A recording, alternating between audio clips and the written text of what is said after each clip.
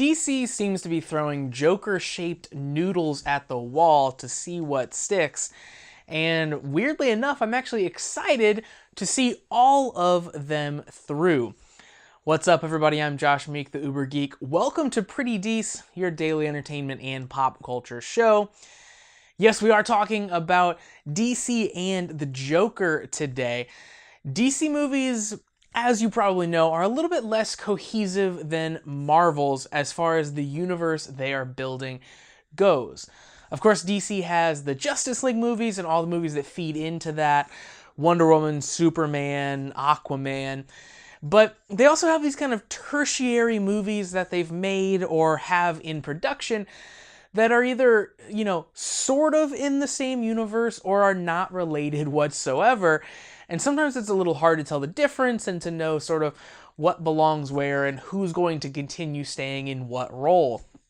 However, one of the things about that is that it makes it weird and cool and exciting.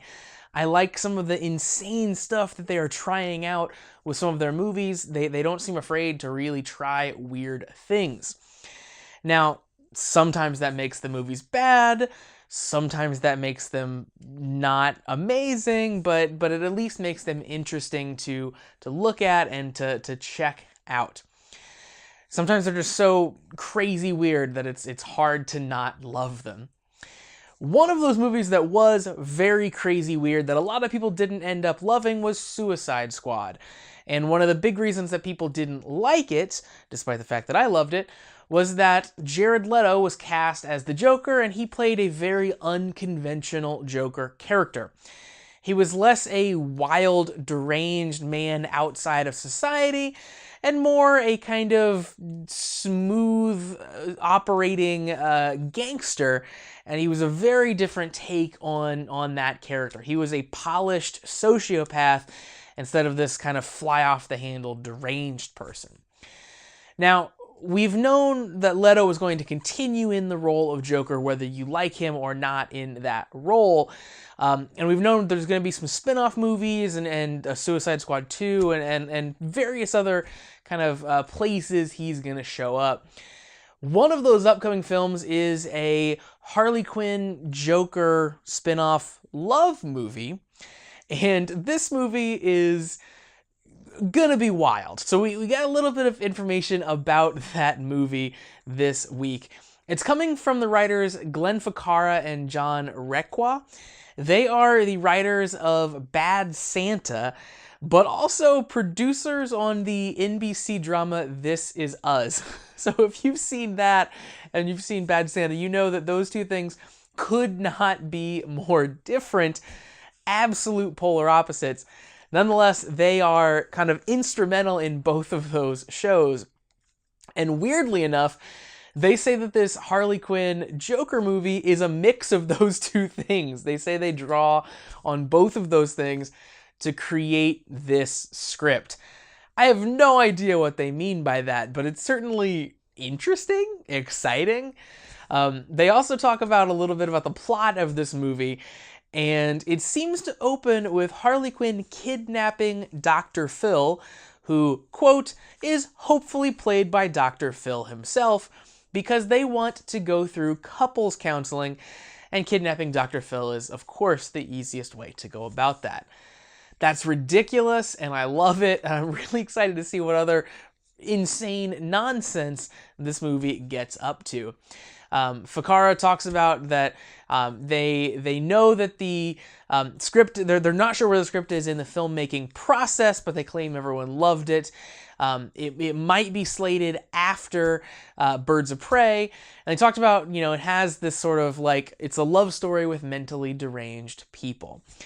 So it might come after Birds of Prey and also after the other Joker movie that is in production right now. So what is this other Joker movie, you say? And that's kind of what I was talking about at the beginning of this episode, where DC's just kind of throwing all kinds of stuff at the wall, and they're even doing different versions of the same character that aren't really related kind of at the same time.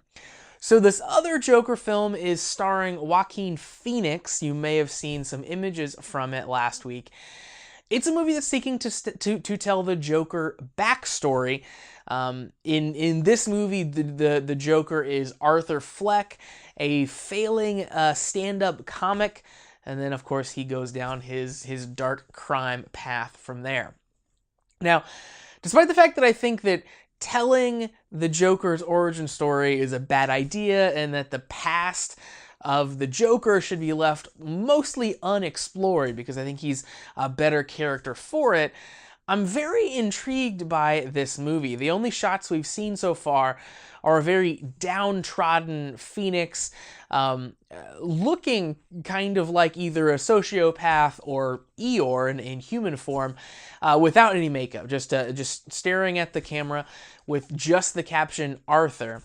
And then, of course, we got what was labeled as a screen test, so it might not be representative of the final look of the character in the film, but it was this very haunting, very disturbing clip of cutting back and forth between no makeup and creepy clown makeup version of Joquain Phoenix. Now, if the Joker in that film looks anything like that screen test, it's going to be a very iconic version, an iconic take on that character. It's going to be weird, and I think it's going to be pretty cool. We obviously don't know almost anything about this film other than these couple of images, so there's a lot to go before we can, of course, cast our final verdicts here. But it certainly has me intrigued. It might be like a really super dark, gritty, bizarre take on the Joker that might kind of scratch the itch that the Jared Leto Joker isn't doing. So, two versions of the Joker that really seemingly couldn't be more different.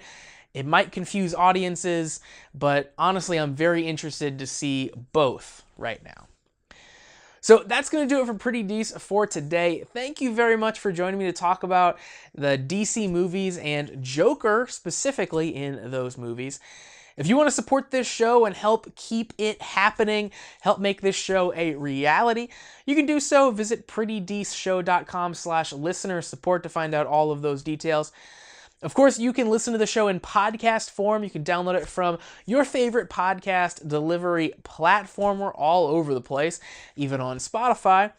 And of course, you can watch the video version on YouTube. Just search for Pretty Dece on YouTube or visit prettydeceshow.com/video. Finally, follow me on social media. I'm on Facebook, I'm on Twitter, I'm on Instagram, @PrettyDeceShow.